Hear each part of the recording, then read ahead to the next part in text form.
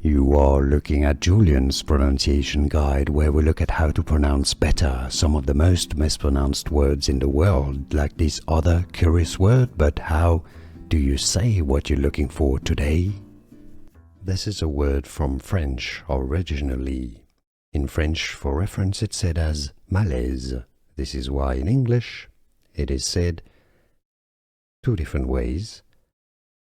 Malaise, malaise. The stress is on the laise syllable. Now, the second correct pronunciation that is more common in the US as opposed to the UK, malaise. So the first syllable is a ma or me. Malaise or malaise. Both pronunciations are correct.